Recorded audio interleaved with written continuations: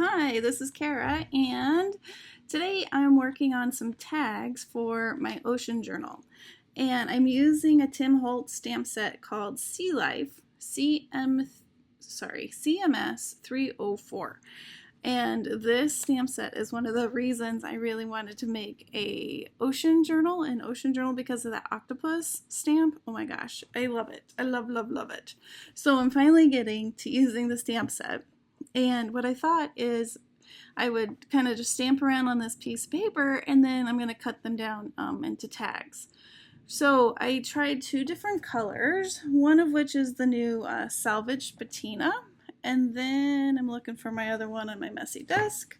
The other one I used was Distress Oxide, and it's faded jeans, and I really liked the way that the faded jeans color kind of pops, and it turned out I really like it. I liked the salvage patina as well, but I just really like the crisp, clean look that the darker blue gave. Now I should have maybe thought about going from the center out, but I didn't. I just randomly stamped, and then you'll see on the blue page there's some a couple gaps where the one with the salvage patina that I do, it's a lot more full and I fit the stamps on a little bit better. But in the end, it all works out. So here I wanted to clean off my stamp set because I did use oxides, and Tim Holtz says that if you use oxides, you don't really want to mix that with your ink. So I thought, okay, well, I'll spray it and then see what happens when I stamp it on this page. And I think this would be kind of a fun background, but it is a little bit kind of watery for me, but I have it set aside, and so at some point I might use it for something, who knows.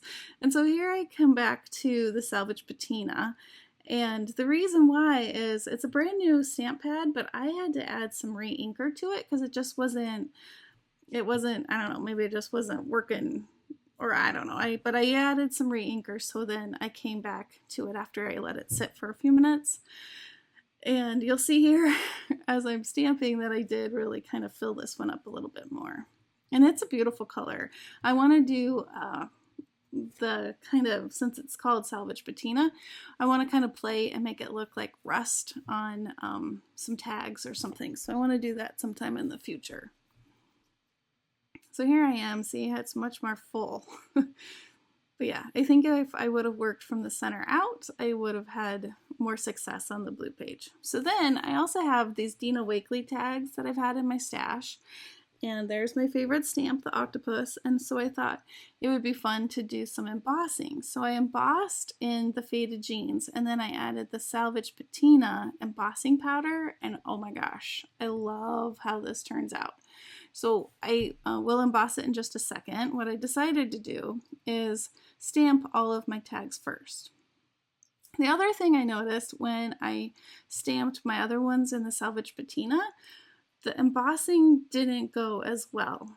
Again, I don't know if it's because it's distress ink versus oxide, and maybe the oxide pad stayed wet longer, but it didn't seem like I had as much embossing powder on my salvage patina tags. But they still look fun, but they don't have that embossing kind of feel to them. So I'm just randomly stamping again, adding some embossing, and then I'm going to set that aside. And I do this with several tags. I kind of wish I would have done a couple more in the faded jeans, but I can always go back and do that at a later time. So this one I'm taking some of the, seaweed or sea plant, and I make a big background, and I really like how this one turns out. I do a layered tag later with this one, and I really, really like how it turned out. So here I am, I'm embossing, and I kind of struggle because I'm like, wait a minute, why isn't it working? So I'm kind of playing with it. And then you'll see I kind of come back to it and say, all right, well, maybe if I try again and I try again, eventually I get it, but it's just not the same as the dark blue one. I really like the fish. Looks like they're in their school swimming together. Okay, so here's the octopus. And the faded jeans with the salvage patina on top, it looks really cool. You can't really tell there, but it has just a really cool look to it. Then the fish and my seaweed.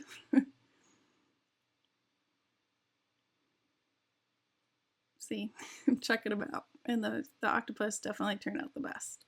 So then I'm back to my stamped, randomly stamped pages. And I'm trying to decide how wide I want my tag. So I go with 3 inches and I just cut them down 3 inches. And I wasn't really caring about what I was cutting off or not cutting off. And I think in the end they turn out pretty cool. The octopus there did make me cringe a little bit because I didn't really want to cut him in half, but I did. And then I'm using my little template that I have and I'm cutting the rest of them in tag shapes. And I'm going to use the bits that I cut off for something else. I'm not sure yet, but I'm going to keep those and come up with something for the cutoffs.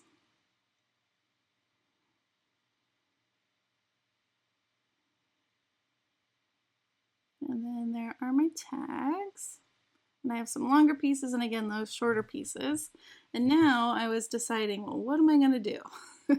And I made these strips. They're pieces of atlas, random cut-offs from coffee dyed paper and different pieces, and then I did some stitching down the center of them, and then I have some fabric scraps and then that cheesecloth that I dyed.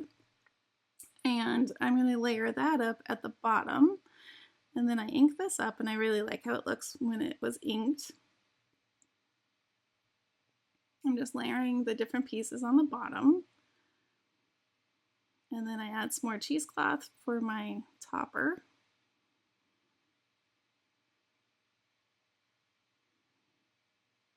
And then I don't know if it was a freebie or part of the kit, but I have these little circles and I add that. And you see me scoot away. I went over to my sewing machine and I stitched around, and then that tag's done. I'll try and have a close-up at the end because it's kind of fast.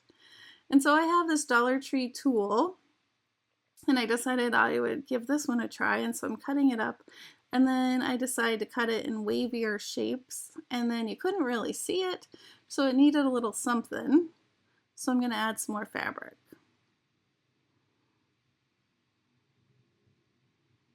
I have some of these scraps of sari that I just love, and I just love that I'm using them because I've had them in my stash for a long time, and I've made a boho journal, but I still had a lot of pieces left over, so it's really fun to use them finally. And again, I cut them kind of wavy to give it kind of the look of waves. I'm back at my sewing machine. And I'm cutting off the excess. Oh wait, maybe I didn't sew it yet. No, I did. Yep, I'm cutting off the sewing. Yep, see, there it is at the bottom. I don't know why I didn't sew all the way around. Ink it up. Add a topper, back to my sewing machine. And then trying to decide what this one needs at the bottom. And again, at Dollar Tree, there were these really cool seashell stickers that had foam on the back. So for this one, I peeled the foam off. And then there's a little one, and I left the foam on. And I thought those were cute at the bottom. I also add some dangles, and I'll have a picture of those at the end for you as well. And here's my octopus. I love this one, and I just can't decide what to do with it. So I set it aside again. I don't even think I get to it. I think it's still sitting on my desk, waiting for me to decide what to do. And then I wanted to make some layered tags, so I thought I would layer this one, but then I couldn't find the right thing that I wanted to layer, so I set this one aside as well. But I did think that the seaweed looks good. Is it seaweed? I'm not sure. And I add one of the ship tags. Some more of that the stitched pieces.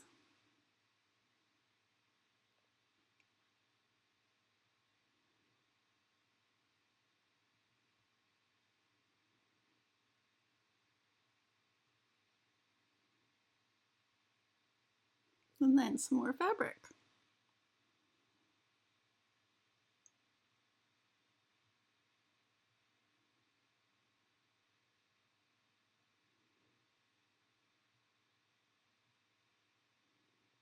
And then another Dollar Tree find are these wood laser cuts.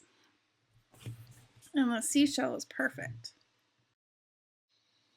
Well, those are my tags for the day. I hope you enjoyed watching. Stay till the end. I do have some close-up pictures that if you want to check it out. And I will see you in the next video. Have a wonderfully crafty day. Bye-bye.